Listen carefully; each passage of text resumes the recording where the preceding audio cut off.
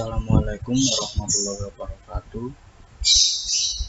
Perkenalkan, kami dari kelompok 6 akan mempresentasikan tentang rancangan dan tata kelola sistem informasi manajemen pada kurikulum Vitae Online. Sebelum lanjut ke materi, sebelumnya saya akan menjelaskan dan memberitahu job desk dari kelompok kami. Untuk yang pertama, saya sendiri Mahandika Dias bertugas untuk mencari materi. Untuk yang kedua, Isroki Hadian bertugas membuat laporan. Yang ketiga, Toyib Abdillah bertugas untuk mengedit video dan mengupload video. Untuk yang terakhir, Muhammad Dimas bertugas untuk membuat PPT dan membuat job desk-nya. Selanjutnya kita akan menuju ke materi.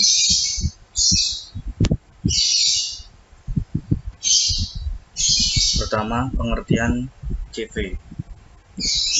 Kurikulum Vitae atau CV atau daftar riwayat hidup adalah dokumen yang memberikan gambaran mengenai pengalaman seseorang dan kualifikasi lainnya. Sebuah CV umumnya dijumpai saat seseorang melakukan lamaran kerja.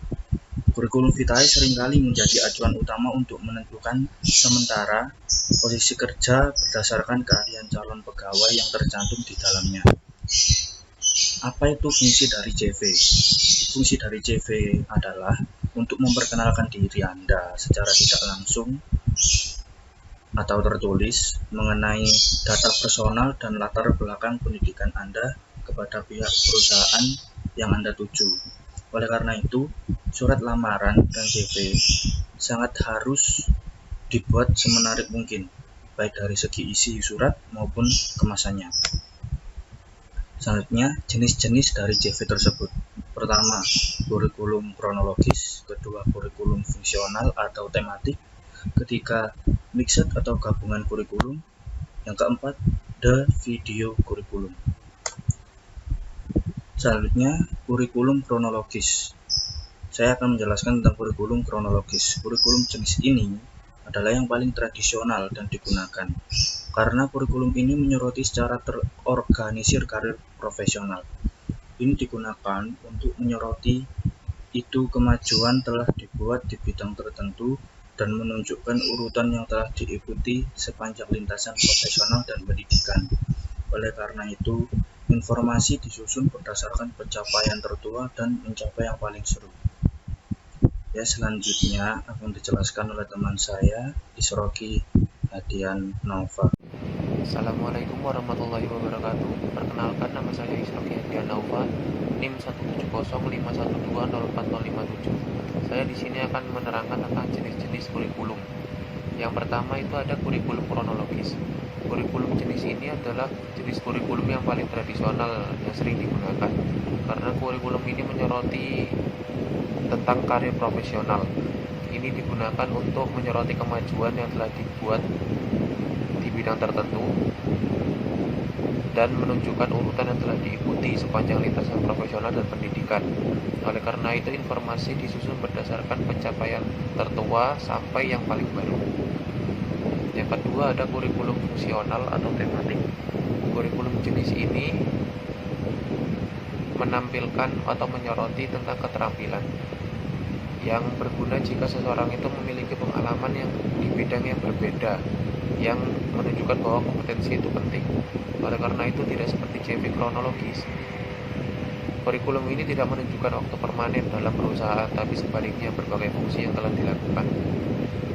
Yang ketiga ada mix atau gabungan kurikulum. Kurikulum campuran atau penggabungan antara dua kurikulum sebelumnya. Biasanya dimulai dengan deskripsi fungsional keterampilan atau kemampuan, diikuti oleh urutan kronologis dari lintasan individu. Oleh karena itu, di format menggabungkan kekuatan dari dua jenis riwayat hidup sebelumnya. Yang keempat ada the video kurikulum. The video kurikulum menunjukkan kandidat dalam rekaman itu yang tidak disarankan lebih dari 1 menit karena tidak nyaman untuk bertahan lebih dari 2 menit. Format ini ideal untuk menunjukkan keterampilan komunikatif atau kepribadian aktif dan dinamis dan membuka saluran komunikasi seperti visual. yang tidak ada dalam format tertulis. Selain itu, video kurikulum bisa menggabungkan elemen-elemen kreatif seperti proyek, foto, dan lain-lain. Ya, Assalamualaikum warahmatullahi wabarakatuh.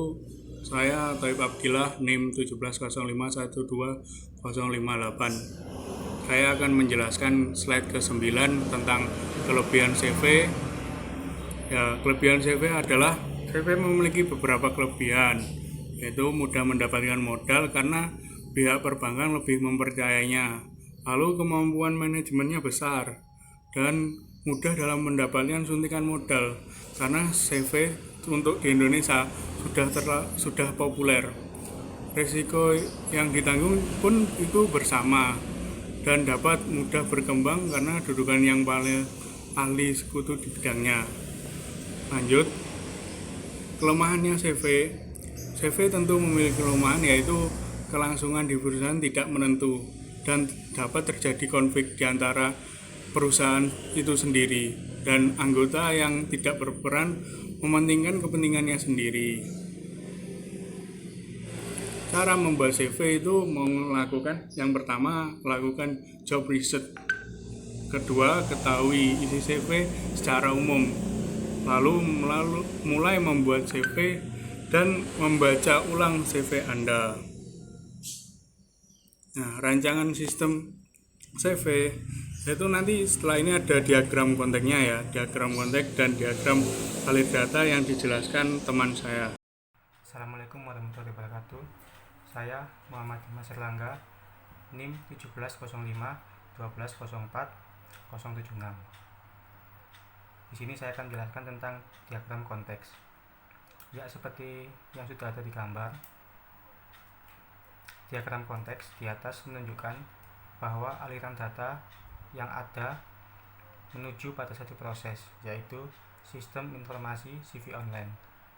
Dalam sistem ini terdapat 3 entitas yang terlibat, yaitu guys, pelanggan, dan admin. Dan ini untuk diagram alur data atau data flow diagram. DFD atau data flow diagram merupakan pengembangan dari diagram konteks. Dalam DFD ini terdapat 3 entitas, yaitu entitas pelanggan, guys, dan admin. Setiap entitas mempunyai aliran data masing-masing. Dalam DFD ini juga terdapat beberapa layanan proses di mana setiap layanan proses tersebut memiliki aliran input dan output data ke sistem CV online. Untuk tata kelola pada CV online. Dalam sistem CV online ini ada beberapa hal yang perlu dipertimbangkan untuk mengelola sistem agar bisa berjalan dengan baik, yaitu hal yang pertama harus dilakukan, yaitu dengan memberi kemudahan kepada user atau pelanggan dalam mengakses aplikasi atau sistem ini.